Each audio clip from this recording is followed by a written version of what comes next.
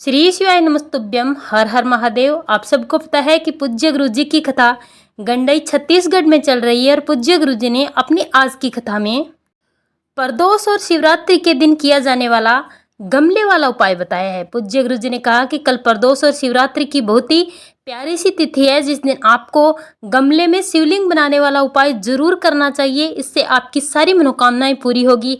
ऐसी कोई मनोकामनाएं नहीं होगी जो आपकी पूरी नहीं हो। ऐसा कोई काम नहीं होगा जो इस उपाय को करने के बाद आपका अधूरा रह जाएगा। अगर आपका व्यापार है, कारोबार है, आपके घर में कष्ट है, आपके जीवन में कर्ज बढ़ता जा रहा है, किसी भी कारण से अगर आपके जीवन में परेशानी है, धन की कमी है, अगर आपको मनचाही नौकरी नहीं मिल रही है, तो पूज्य गुरु जी ने कहा कि सारी समस्याओं का हल मात्र गमले में शिवलिंग बनाने वाला उपाय है। अगर आप उपाय करके थक चुके हैं तो मात्र आपको एक बार गमले में शिवलिंग वाला उपाय जरूर करना चाहिए। पूज्य गुरु जी ने अपनी पहली समर्पण शिव महापुराण की कथा में भी इस उपाय को बताया था। बहुत सारे लोगों ने इस उपाय को किया भी था, लेकिन बहुत सारे लोगों को ये उपाय समझ में नहीं आया और बहुत सारे लोगों ने कुछ गलतियां की, जिसके कारण उसका फल उन्हें नहीं मिला। तो आज की वीडियो में हम आपको बताएंगे कि कौन सी गलती आपको नहीं करनी है, ये उपाय आपको कब करना है, शिवलिंग आपको कब बनाना है, किस समय पर बनाना है। आइए बात करते हैं आज की वीडियो में। पूज्य गुरुदेव जी की कथा से सुन करके, समझ करके आपको समझाने का पूरा प्रयास करूंगा, परंतु उससे पहले अगर आप भी महादेव के सच्चे भक्त हैं तो चैनल को सब्सक्राइब करके कमेंट बॉक्स में हर हर महादेव जरूर लिखें। आज की वीडियो में हम पूज्य गुरु जी के द्वारा बताए गए 2 महाउपायों के बारे में बात करेंगे, जो आपके जीवन से सारे संकट दूर करेंगे और आपकी हर मनोकामना को पूरी करेंगे। चलिए बात करते हैं सबसे पहले उपाय की कि गमले में शिवलिंग कैसे और कब बनाना है। आप सबको पता है कि पूज्य गुरु जी जो भी उपाय अपनी कथा में बताते हैं और जो लोग इस उपाय को करते हैं, उनका फल उन्हें बहुत ही जल्द मिलता है और बहुत बड़ा होकर मिलता है। तो सबसे पहले आप समझे कि इस उपाय में आपको करना क्या होता है। उपाय को समझने के लिए आपको वीडियो पूरी देखनी पड़ेगी, तभी आप उपाय को समझ पाएंगे। आपको इस उपाय में अपने हाथ से गमले में शिवलिंग बनाना होता है। ये शिवलिंग आपको 2 जगह बनाना है, एक तो आपको वृक्ष के नीचे और दूसरा आपको अपने घर में किसी भी गमले में बनाना है। परंतु एक बात का ध्यान रखें कि जब भी आप इस पार्थिव शिवलिंग का निर्माण करें तो तुलसी माता का पौधा नहीं होना चाहिए। तुलसी माता की पत्तियां उस पर गिरती है और इससे आपको पाप लगता है। तो आप इस बात का ध्यान रखें, तुलसी माता के पौधे में आपको भूल कर भी इस पार्थिव शिवलिंग का निर्माण नहीं करना है। इस उपाय को आप बेलपत्री के वृक्ष के नीचे करते हैं तो आपको बहुत अधिक इसका फल मिलता है। अगर आपके घर के आसपास या फिर मंदिर में बेलपत्री का वृक्ष है तो आप वहां पर करने जाएं। दूसरा ऑप्शन आपके पास ये है कि आप अपने घर में कोई भी पौधा अगर है तो उसमें इस शिवलिंग का आपको निर्माण करना है। तो आपको करना क्या है, तांबे के पात्र में 1 लोटा शुद्ध जल अपने घर से भरना है। उसमें आपको थोड़ा सा गंगा जल मिलाना है। आपको एक लंबी बाती का दीपक तैयार करना है।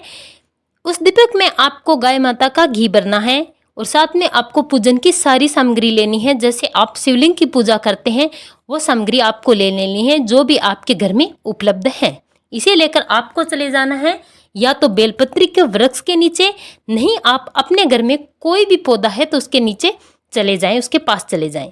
वहां जाने के बाद आपको सबसे पहले उसी गमले की मिट्टी से एक लिंग का निर्माण करना है। ध्यान रखें, आपको जलाधारी वगैरह कुछ भी बनाने की जरूरत नहीं है। मात्र शिवलिंग के ऊपर जो लिंग होता है उसका आपको निर्माण करना है। निर्माण करने के बाद आपको चंदन से त्रिपुंड बनाना है। त्रिपुंड बनाने के बाद आप अपने साथ जो भी फूल लेकर आए हैं, दूध दही लेकर आए हैं, उससे शिवलिंग का अभिषेक करना है। अभिषेक करने के बाद आप अपने साथ जो एक लंबी बाती का घी का दीपक लेकर आए हैं उसे इसी लिंग के सामने प्रज्वलित कर देना है। प्रज्वलित करते समय आपको अपनी मनोकामना करनी है और यहीं पर आपको कम से कम 11 बार श्री शिवाय नमस्तुभ्यम मंत्र का जाप करना है। इतना करने के बाद आप 15-20 मिनट कोई काम कर लीजिए। उसके बाद 15 या 20 मिनट के बाद वापस आए और आकर आपको 1 लोटा शुद्ध जल जो आपने भरा है उसी से इसी शिवलिंग का विसर्जन उसी गमले की मिट्टी में आपको कर देना है। विसर्जन करते समय आपको श्री शिवाय नमस्तुभ्यम मंत्र का जाप करते अपनी मनोकामना करनी है। मात्र इतना सा उपाय करना है। अगर आप ये उपाय करते हैं तो आपकी कोई मनोकामना ऐसी नहीं है जो कभी पूरी महादेव करेंगे ही नहीं। इस उपाय से आपकी मनोकामना, आपके कार्य शीघ्र पूर्ण होते हैं। ये उपाय आप प्रदोष के दिन, शिवरात्रि के दिन, प्रदोष काल में कभी भी कर सकते हैं। प्रदोष काल के समय में आप इस उपाय को करते हैं तो आपको इसके अद्भुत फल देखने को मिलते हैं। चलिए अब बात करते हैं दूसरे उपाय की। इस उपाय के लिए आपको लेनी है 5 बेलपत्र, 1 लोटा शुद्ध जल और इसी के साथ आपको लेना है हरा मूंग और साथ ही साथ एक छोटा सा टुकड़ा आपको गुड़ का लेना है। अब आपको लोटे में जल भरना है, इसी में आपको अपनी मनोकामना करते 5 बेलपत्री डाल देनी है।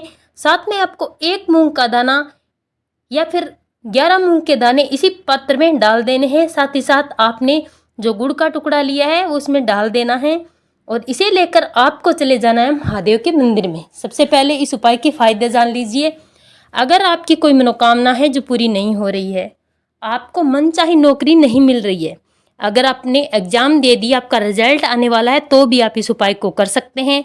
आपका व्यापार या कारोबार अधूरा पड़ा है, यानी कि आपकी किसी भी प्रकार की मनोकामना या कार्य है जो पूरा हो ही नहीं रहा है, आप उपाय करके के थक चुके हैं, तो आपको पूज्य गुरु जी द्वारा बताए गए आज की कथा का ये उपाय जरूर करना चाहिए। इस उपाय को करने से आपके हर कार्य सिद्ध होने लगते हैं। अब आपको करना क्या है, अपनी मनोकामना करते हुए शिवलिंग पर ये 1 लोटा जल जो आप अपने साथ लेकर आए उसे समर्पित कर देना है। शिवलिंग का अभिषेक आपको इसी जल से करना है। समर्पित करते इसमें आपको कम से कम 11 बार श्री शिवाय नमस्तुभ्यं मंत्र का जाप करना है और साथ ही साथ आपको यहीं पर अपनी मनोकामना करनी है।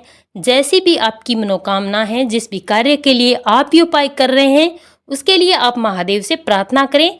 प्रार्थना करने के बाद थोड़ी देर महादेव के मंदिर में बैठे बस इतना सा उपाय आपको करना है। पूज्य गुरुजी ने बताया कि अगर आपका कोई काम अटक चुका है, आप अपने जीवन में उपाय करके थक चुके हो, हार गए हो, आपका जीवन आपको बोझ लगने लगता है, तो आपको इन 2 में से कोई एक उपाय जरूर कर लेना चाहिए। इससे महादेव आपकी सारी इच्छाएं पूरी करते हैं और आपके सारे कष्ट हर लेते हैं। उपाय बहुत ही सरल है, बहुत ही आसान है। कोई एक उपाय जरूर करें, आपके जीवन में चमत्कार जरूर होगा।